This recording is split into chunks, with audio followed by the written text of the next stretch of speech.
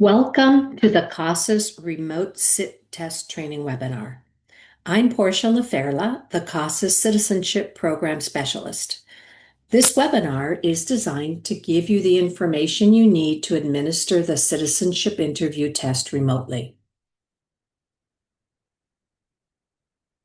The goal for our training today is for CIT examiners and those in the process of becoming CIT certified to be able to give the CIT test remotely. To that end, by the end of this training, you will be able to identify and complete the agreement you will need to sign before beginning CIT remote testing.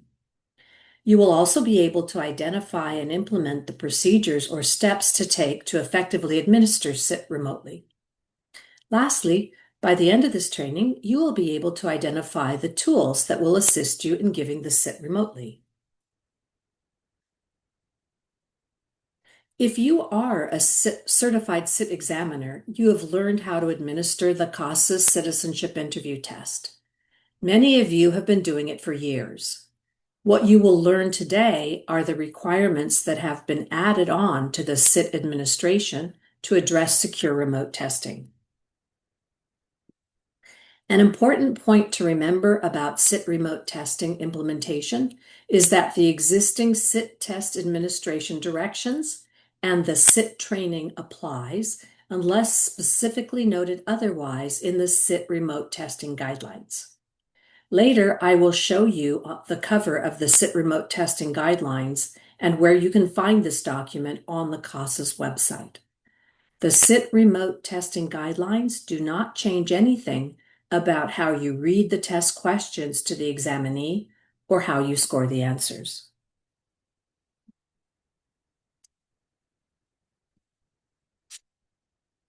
At least one person from each agency must view the remote CIT test training. This is the training that you're doing right now.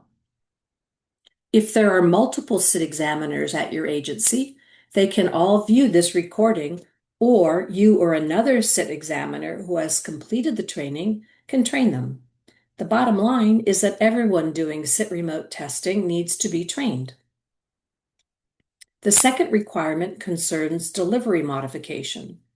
In addition to following the CIT test administration directions from your certification training, you must also follow the CIT remote testing guidelines. Third, there are two levels of remote testing agreements. The proctor remote testing agreement, and that is one per CIT examiner, and a verbal student agreement given at the time of testing. Your agency and you as a CIT test examiner are responsible for ensuring the test security for remote testing. If you want to review the steps of preparing for and implementing CIT remote testing, or if you want to train someone else, you can use the one-page overview of CIT remote test procedures called Going Remote Checklist for the CIT test, and you can also use the CIT remote testing guidelines to assist you with the training. You can find this recorded training, the slides for this training, the Going Remote Checklist for CIT test, and the CIT remote testing guidelines, as well as all the documents I mentioned at the California Citizenship Preparation page of the CASAS website. Let's look at some remote testing options. After CIT examiners are trained, the first step in preparing to do remote testing is to determine the most accessible and most secure remote technology and procedures for CIT testing. All the CIT examiners at your agency should consult together with your testing coordinator to determine the technology and procedures that would work best with your students and your agency. You should ask yourselves, which remote platforms are accessible to my students? Which are accessible to the CIT examiners at your agency? And which are the CIT examiners most familiar with? Will you select a smartphone with a camera, or a computer with a webcam and phone, or both? Another consideration are the test booklets.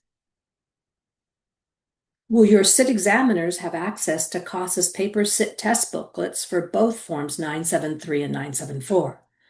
Or will you want to have the CIT examiners access the CASAS fillable PDF CIT test booklets that CASAS makes available for remote testing? I will tell you how to access these PDFs at the end of the training. Some CIT examiners could use print tests and others could use the fillable PDFs. These are the types of issues you should discuss before you make a determination. As I said, the CIT test delivery can be modified for remote testing on either computers or smartphones.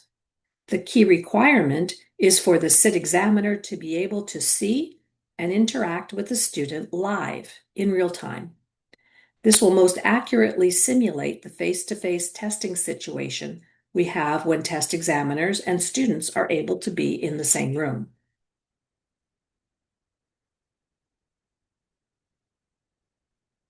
Each agency needs to ensure that CIT examiners have been trained in remote testing and security measures. Each person trained in CIT remote testing needs to sign the Proctor Remote Testing Agreement. This agreement is then kept on file at the agency. Go to the online CASAS training webpage to access and complete the forms. Once your agency has determined how you will implement CIT remote testing, your agency needs to update the Local Assessment Policy, or LAP, with your remote testing procedures. This can be an additional page describing who will test remotely and how they will do that. Your agency should already have a local assessment policy on file to which this could be added. You don't need to revise your local assessment policy unless your agency wishes to do remote testing. Before you begin remote testing, it's very important to practice with the technology. Each CIT examiner who's going to do remote testing should learn the technology and then practice with one or two colleagues, friends, or family members before administering the first test remotely with a student.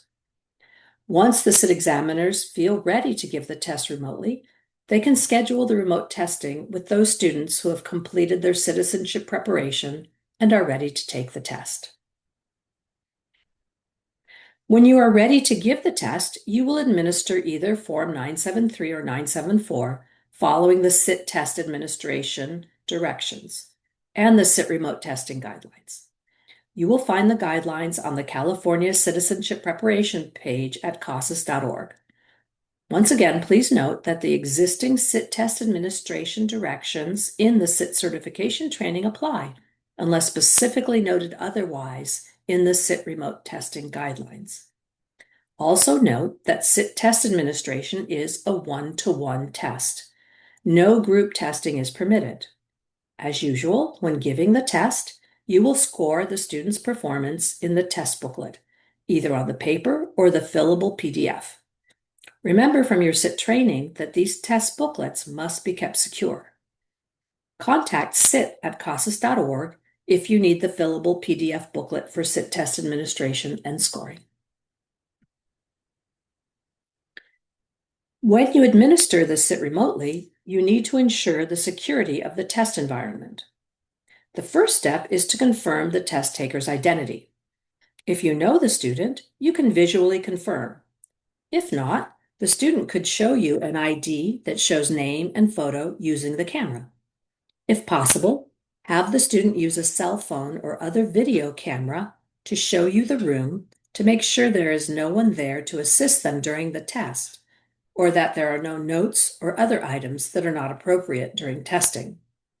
In the next slides, we will review the language you need to use for this visual or verbal communication. Provide any accommodations that your students need. However, in every case, the examinee must agree to the security agreements, or you cannot proceed with the CIT test. Here are some excerpts from the CIT remote testing guidelines.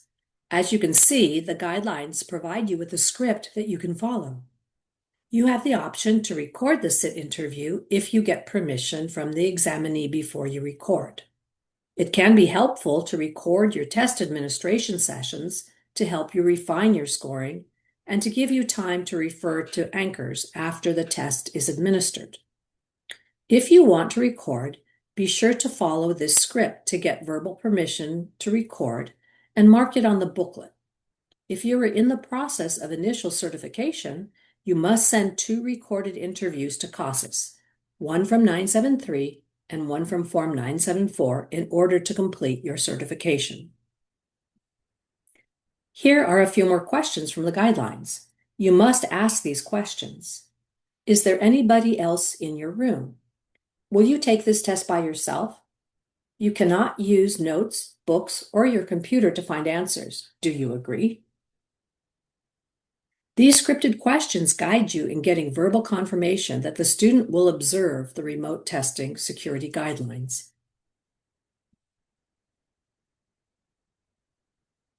After you administer the CIT exam, submit the test results to the data person at your school.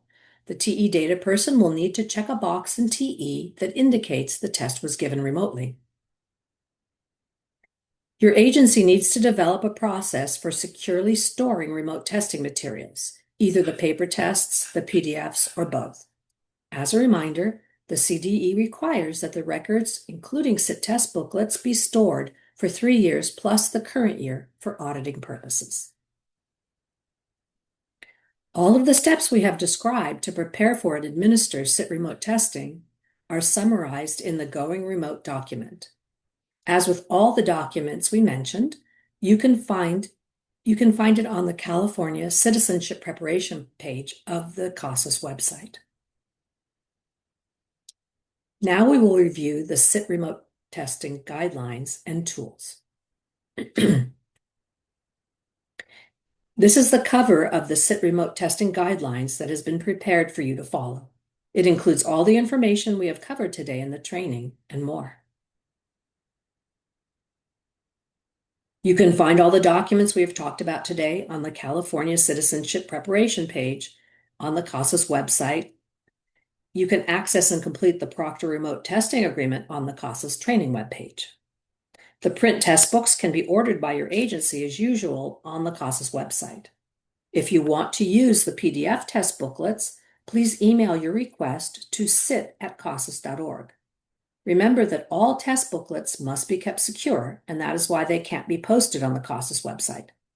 Once you receive the print or PDF testing booklets, you must keep them secure until your agency can put them in locked cabinets or in a secure digital format.